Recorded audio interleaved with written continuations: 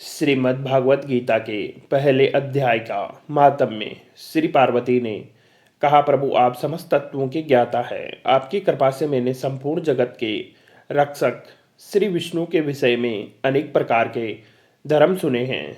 हे देवों के देव, अब मैं श्री हरि की भक्ति बढ़ाने वाली गीता का महात्म्य सुनना चाहती हूँ।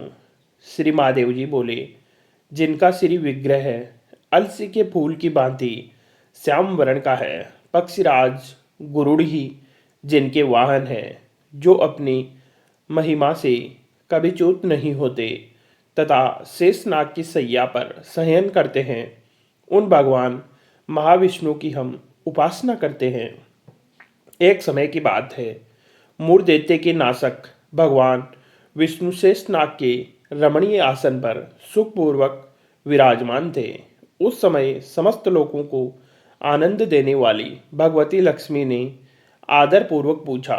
श्री लक्ष्मी जी ने पूछा, भगवान आप संपूर्ण जगत का पालन करते हुए भी अपने ऐश्वर्य के प्रति उदासीन से होकर जो इस क्षीर सागर में नींद ले रहे हैं, इसका क्या कारण है?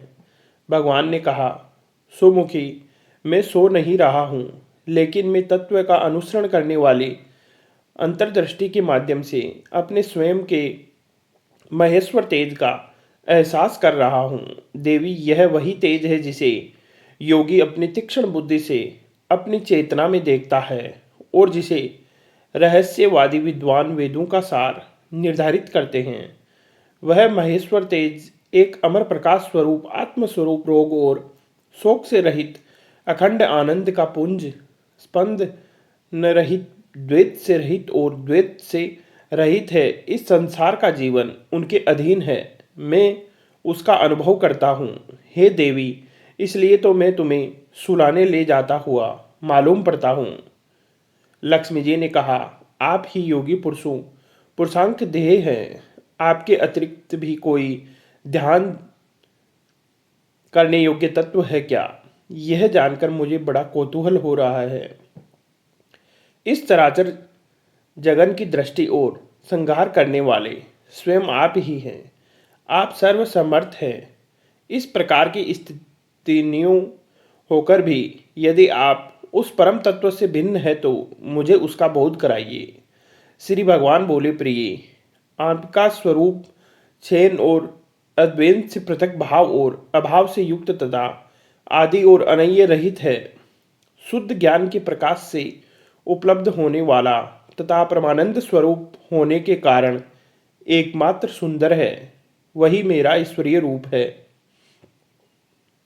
अनपा का एकत्व ही सबसे द्वारा जानने योग्य है। गीता शास्त्र में इसका प्रतिपादन हुआ है। अमित तेजस्वी भगवान विष्णु के वचन सुनकर लक्ष्मी देवी ने संग का उपस्थिति करते हुए कहा, भगवान, यदि आपका स्वरूप स्वयं परमानंदमय और पन वाणी की पहुंच के बाहर है तो गीता कैसे उसका बोध कराती है? मेरे इस संदेह का आप निवारण कीजिए। प्रभु ने कहा, सुंदर सुनो, मैं गीता में अपनी स्थिति का वर्णन करता हूँ। तुम्हें 5 अध्यायों को 5 मुखों के रूप में, 10 अध्यायों को 10 भुजाओं के रूप में, 1 अध्याय को पेट के रूप में और 2 अध्याय को 2 कमल चरणों के रूप में जानना चाहिए। इस प्रकार से 18 अध्यायों की अलंकारिक दिव्य मूर्ति समझना चाहिए।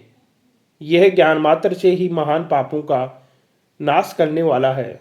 उत्कृष्ट बुद्धि वाला व्यक्ति जो प्रतिदिन गीता के 1 या आधे अध्याय या 1 आधे या चौथाई श्लोक का भी अभ्यास करता है, वह सुशर्मा की तरह मुक्त हो जाता है।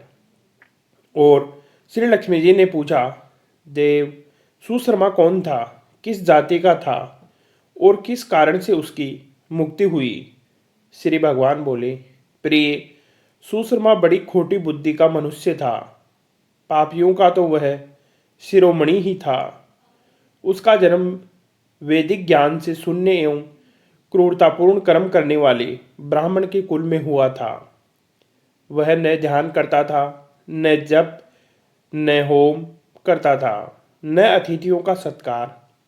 वह लंपट होने के कारण सदा विषयों के सेवन में ही आसक्त रहता था। हल जोतता और पत्ते बेचकर जीविका चलाता था। उसे मदिरा पीने का व्यसन था। वह मांस भी खाया करता था। इस प्रकार उसने अपने जीवन का दीर्घकाल व्यतीत कर दिया। एक दिन मूड बुद्धि सुशर्मा पत्ते लाने के लिए किसी ऋषि की वाटिका में घुस रहा था। इसी बीच में काल रूपधारी काले सांप ने उसे ढस लिया। सुशर्मा की मृत्यु हो गई। तदंतर वह अनेक नरकों में जा वहां की यातनाएं भोगकर मर्त्युलोक में लौट आया और वहां बोझ ढोने वाला बैल हुआ। उस समय किसी पंगु ने अपने जीवन को आराम से व्यतीत करने के लिए उसे खरीद लिया। बैल ने अपनी पीठ पर पंगों का भार ढोते हुए बड़े कष्ट से 7-8 वर्ष बिताए। एक दिन पंगु ने किसी ऊंचे स्थान पर बहुत देर तक बड़ी तेजी से के साथ उस बैल को घुमाया। इससे वह थककर बड़े वेग से पृथ्वी पर गिरा और मूर्छित हो गया। उस समय वहां कौतूहलवश आकृष्ट हो बहुत से लोग एकत्रित हो गए।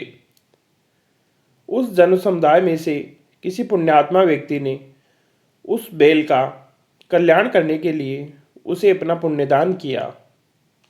तत्पश्चात कुछ दूसरे लोगों ने भी अपने अपने पुण्य को याद करके उन्हें उसके लिए दान किया। उस भीड़ में एक वेश्या भी खड़ी थी। उसे अपने पुण्य का पता नहीं था, तो भी उसने लोगों की देखा देखी उस बैल के लिए कुछ त्याग किया। तदंतर यमराज के दूत उस मरे हुए प्राणी को पहले यमपुरी में ले गए। वहां वह ये विचार कर कि यह वेश्या के दिए हुए पुण्य से पुण्यवान हो गया है, उसे छोड़ दिया गया।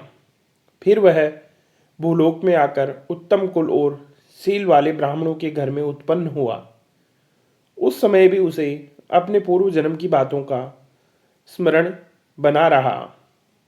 बहुत दिनों के बाद अपने अज्ञान को दूर करने वाले कल्याण तत्व का जिज्ञासु होकर वह उस वेश्या के पास गया और उसके दान की बात बतलाते हुए उसने पूछा, तुमने कौन सा पुण्यदान किया था?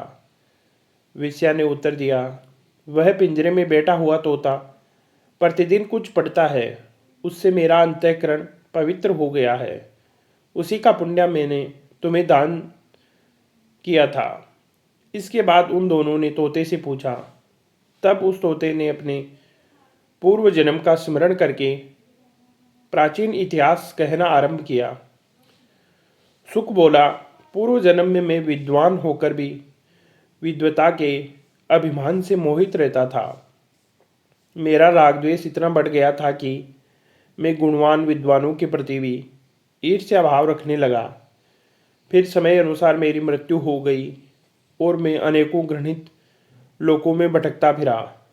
उसके बाद इस लोक में आया।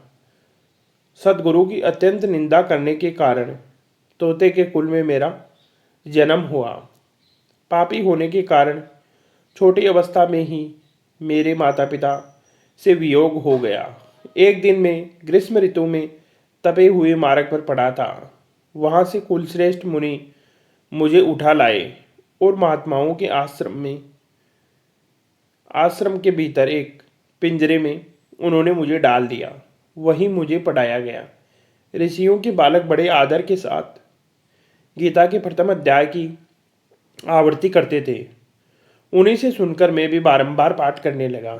इसी बीच में एक चोरी करने वाले बहेलिये ने मुझे वहां से चुरा लिया। तत्पश्चात इस देवी ने मुझे खरीद लिया। यही मेरा वृतांत है, जिसे मैंने आप लोगों को बता दिया। पूर्व काल में मैंने इस प्रथम अध्याय का अभ्यास किया था, जिससे मैंने अपने पापों को दूर किया है।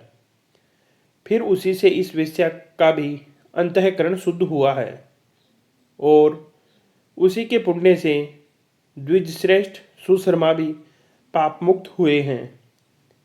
इस प्रकार परस्पर वार्तालाप और गीता के प्रथम अध्याय के मातम्य की प्रशंसा करके वे तीनों निरंतर अपने अपने घर पर गीता का अभ्यास करने लगे। फिर ज्ञान प्राप्त करके वे मुक्त हो गए।